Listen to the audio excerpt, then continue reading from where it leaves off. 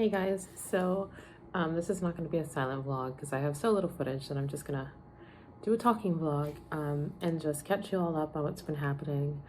I have been writing very consistently and things are moving along really well, and partly that is because I had an accident last week. I was out for a walk and in a new twist on an old classic that happened in 2020, I sprained my ankle. This time, the other one. So I basically have the exact, well, not exact, but like almost the exact same injury that I had in 2020 before I started vlogging. Like, one of the reasons I started vlogging was because I was getting over several injuries as a result of a sprain. So now we're on the other side. We're evening it all out for experience, I guess. Coincidentally, I sprained my right ankle when I was 11, so it's that same ankle now. It's my right ankle, and it's not as bad as that time. And to be honest, it's not as bad as the sprain that I got in 2020. It's significantly less swollen, and I think I never got a proper grading, but the 2020 sprain was definitely on the high grade 2. There was a lot of like blood pooling, bruising, swelling, very long recovery time, and it still never quite feels perfect. I think that's why I think it's a high grade 2, not necessarily a grade 3, because that would have been excruciating. But I think that some of those tissues still are a little bit sensitive and it's recovering. I don't think I'll have that kind of recovery for this one. This one was a posterior ligament that got pulled, so it's a little bit swollen, but I can move. I'm shifting it now. It's still a little bit swollen and tender, but it was, only a week ago, and it takes about 2 weeks for a low-grade sprain to at least like get back down to size, I guess. So I'm taking it easy. I'm staying at home. I'm working from home primarily for the next 2 weeks. I'm gonna take like one day in the office because I have some stuff to take care of, but it's gonna be like a half day and I'm gonna be driven. I cannot drive. I can barely sit in a car because the real pain is my left knee. I mean, not my right, my left knee. When I fell, I took a really hard hit on that side. It ended up like scraping really badly, the kinds of scrapes that you don't expect in adulthood, basically. So it's really painful. I did get some x-rays done, so I know that I did do my due diligence. I went to the orthopedic right away and got everything scanned, but x-rays don't catch everything. So I'm really hoping that it is just residual swelling and bruising and just like probably like synovial fluid that got shifted around that is causing the ache. Last night there was a rainstorm, and I wonder if that was connected to the fact that like my knee was absolutely throbbing, and I was like, is this possibly like a hairline fracture that I don't know about, and it's being triggered by the rain and arthritis and all that. I do sometimes get aches tied to my various joint issues when it rains, so that was concerning. But I don't know what's going on with my knee. I'm really just like hoping and praying that it goes back down to size, that it is just the bruising and nothing else, and that it returns to a normal state. I gotta admit, I'm a little bit like upset about this whole situation, like mad at myself a little bit, even though I know that there's nothing I could have done. It was an accident. I was just walking and tripped on like a rock and fell on a really hard concrete surface. So there's that. Nothing I could have really done to avoid it. Same as the last time. Like, I was just out walking. I wasn't even doing anything exciting. Like, there was a point in time a few years ago when I told myself I would learn to rollerblade again, and then I fell a couple times and was like, you know what? I'm too old for this. I didn't expect to just have those accidents while walking. So, you live and you learn. But yeah, I'm just kind of like upset with myself. I'm trying to take it as like a blessing for the writing, at least, because being at home, those 2 hours that I go to work and I'm driving stuck in traffic, I've basically recovered them for writing. I'm writing 2 hours a day, and everything is progressing with the same speed and regularity that it was progressing when I was working from home primarily. I feel an eyelash trying to poke me. Sorry guys. Why is my body attacking me? Oh god. Okay. So I taking that It's a sort of blessing. But I've been dealing with, especially since like a couple years before the pandemic, health-wise, my health has gone up and down. I've made videos about my thyroid issues. Like, I have thyroid issue, I have PCOS, and I think there was one major stress event in 2016 that I think triggered these two into, like, I think that it triggered my thyroid into going into probably like a flare, and I'm pretty sure that triggered my PCOS because I wasn't experiencing PCOS symptoms really before then. And those things affect your weight. And now, you know, weight talk here. So if that's a thing that is triggering for you, like, feel free to step away and not have this discussion. I know that it's a sensitive topic, and it's been a sensitive topic for me, but it's my reality. And this injury has like triggered that for me as well. So since then, my weight changed. I put on about 15 pounds that I just have not been able to shift. And then I did get my medicine adjusted and all that. And then I lost a little bit of weight. I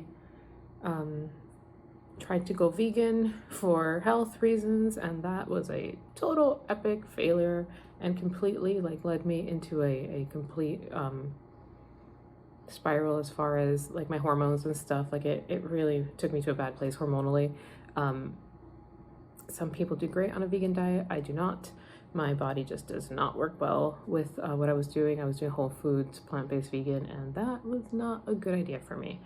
For many reasons having to do with my body, my digestion, and things I can and cannot eat. So totally haywire. So I put on even more weight at that point. And yeah, I'm like a straight-sized girl or a mid-sized girl at this point. Like, that's like a term that would like apply to me. But it's been like weird. I'm definitely experiencing some body dysmorphia, and have for a while. I was a very big girl, and then I became a medium-sized girl, and then I became a pretty small girl for like my experience, and that was like an experience I had not had since childhood. So like, yeah, the body dysmorphia came along with, you know, everything else. I never had an ED. I do feel that I went into a little bit of like hyper obsessiveness with like when I was eating, like the times and stuff. Like, I became a little bit like obsessive in the beginning about like eating regularly and having like timed meals. I think that was also because I was like in school, and I only had certain amounts of time in which to actually eat, and I was a little bit hyper aware of like the fact that I wanted to eat certain amounts of protein. I wanted to eat at certain times. So like, that's like the only time that I think I became really weird about like when I was eating particularly. And then in like 2015, I think, I did a Whole30 to find like food triggers for me, like to identify food allergies, basically as a like poor man's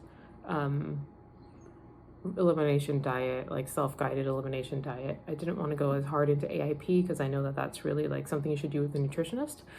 Whole30 helped me find all kinds of stuff that I really shouldn't be eating. Like, it was really easy to figure out what was doing me wrong. But it also like led me to some slightly obsessive tendencies as far as like what I was and wasn't eating. So I've been very like loath to diet in any way since then. I've been very loath, other than that time when I went vegan for, like I said, like health reasons, because it was just like a sort of like, can this work for my PCOS? And I did it for like almost a year and a half, almost 2 years. It really just stopped when the pandemic hit. I was just like, I can't access the amount of vegetables I need to maintain this, and I'm having such a hard time already. I wanted comfort, and I went to like old patterns, and that was it. So that's like a very long-winded way of saying that I am now dealing with some body image issues, particularly tied to this injury, because I have been making changes, turning to like, you know, a much more like aware diet in terms of sugar. I have found that, especially like post-pandemic, I've leaned into sugary snacks a lot as a way of like, oh, I've had a long day, comfort food type of stuff. And that's not a thing that I ever did in the past. So has been good for me. Yeah, when you have PCOS, if you know anything about PCOS, it can it has an insulin resistance portion, and my mom is diabetic. I do not want to be diabetic, so I've made like a lot of strides in the last year. I started documenting last April towards like addressing some of those issues, but that's where the body dysmorphia comes in again, because I haven't lost any weight. I've been like intentionally, yes, trying to like body recomp, I would say, and I haven't seen the changes I want to see, because it feels like every time that I start to see the changes, something weird happens. Like I injure my arm, or I injure this or injure that, and I've been doing really well for the last like 6 months. I've been kind of on a roll where, like, knock on wood, you know, I hadn't had any other injuries, and hopefully I won't have any other ones to come, but then this threw me completely off. I was out exercising when it happened. I was taking an exercise walk for my mental health. So that's where we are. So I'm kind of like struggling with that mentally. Like, I'm like, okay, this is great for my writing, but also terrible for my other goals in life. So yeah, so that's what's going on. I wouldn't call it a weight loss journey, but it's definitely like, because I may not lose weight. I may not, like, even with everything I do, like with having a thyroid issue and PCOS, there may be no changes. But there's just like a lot of like inflammation that I've got going on right now, and I'm trying to address that, at least through food. It's worked in the past. I'm hoping it will work again.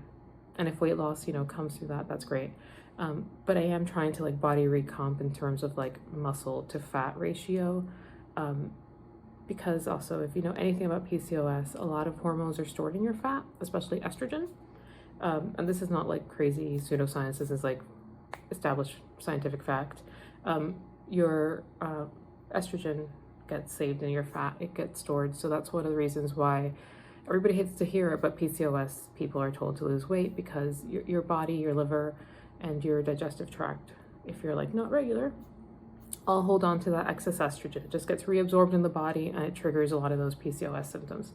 So I'm dealing with that. I'm trying to stay hopeful and remind myself that this is a small sprain, that this is not a major setback, that it's just a slight delay.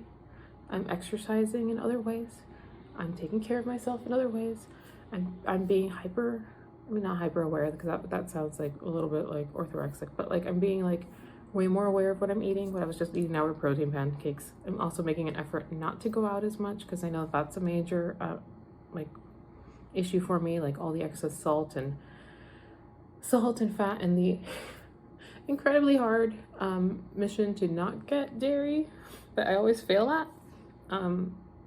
Dairy sneaks in sneaky ways. Even when you tell people not to put cheese in your food, they will put cheese in your food. So I'm always like struggling to get rid of dairy products in my food, or I'll eat something and be like, oh darn, this had corn in it. Those are the two major things I cannot digest. And then soy is like the third, but I can have a little bit of it at certain times a day, very far away from my thyroid medication. But those are like the three major things I should not be eating because of my body's issues with them. Extreme pain and bloating being the results. So trying to do that, trying to save money by not eating out, trying to control what I consume by not eating out as much. And then just taking it easy. I'm trying to like not let this lead me into a spiral. Sometimes I feel like I am spiraling, and then I start journaling and sort of like trying to focus on other areas. But yeah, it's hard. So I totally relate if you're going through something like that. If you like experienced any like health issue that affected your weight in either direction, and you're experiencing like a little bit of body dysmorphia because of it, or a little bit of like too much awareness of how you got there and trying to stay there. I've been there. I'm there a little bit now too. So I can totally relate. So yeah, so I'm gonna end the diet talk there. I will point out the stuff here, because I feel like it's really weird that you can see my vitamin bottles, but I didn't. This was the best position for the camera not to fall over. I am taking supplements for my migraines. In that area, I have made some progress. I did finally see and as I say, I'm not eating that much sugar. Of course, I'm eating sugar, but protein waffles are really dry if you don't put some syrup on them. went to a neurologist. I do now have it's what it's called, an abortive treatment, because it's a treatment that will, like, you know, end the migraine. In the past, when I've tried triptans, none of them have worked. Like, they've like cut the migraine, but then it comes right back. This one, as she describes it, has a longer half-life, so it's, or shorter half-life. I don't know how, if the correct terminology is longer or shorter, but it has like a delayed release process in your body, and it doesn't cause as many side effects. And I have so far not had rebound headaches because of it, so that's been promising. But she also has me on, I think she says they're nootropics, I think is the terminology. So vitamins and minerals that are supposed to help according to research that's been done. So I'm taking 3 of these a day, because it's supposed to be 300 milligrams of CoQ10 like throughout the day based on studies. I'm taking riboflavin, 400 milligrams, and this is a brand that happens to make it in 400 because they're specifically designed for migraines. Because B vitamins work better in tandem, I'm still sticking to my B complex, and this is the B complex I feel the best on. Like, I feel like it gives me good energy. For PCOS, I'm taking vitamin C.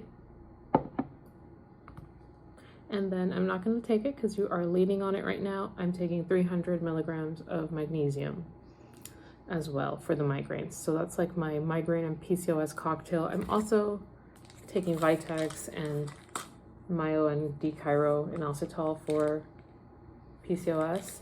And I hate whipping out this whole mess of products. These are digestive enzymes for when I do get accidentally dairied or corned. I hate whipping all this stuff out. I do have little like pill organizers, but I feel like when I put these in the pill organizer, particularly the B vitamins, they need a preservative. They usually have like one of those silica things inside the bottles.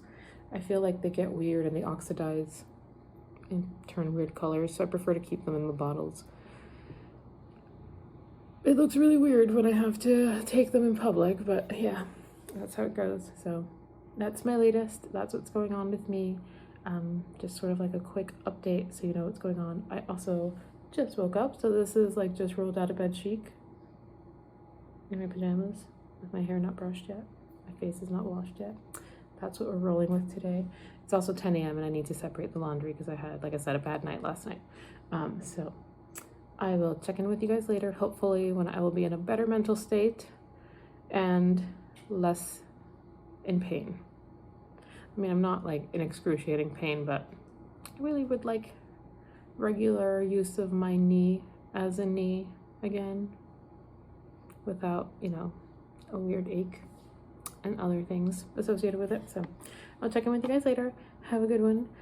I don't know when the next check-in will be, but hopefully soon, and hopefully, like I said, in a much more positive mindset. But if you're struggling with any of your own body dysmorphic issues or something like that, feel free to comment down below. I can relate. So that is all for today, guys.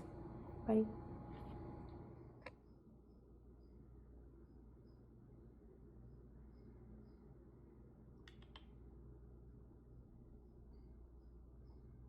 Hi.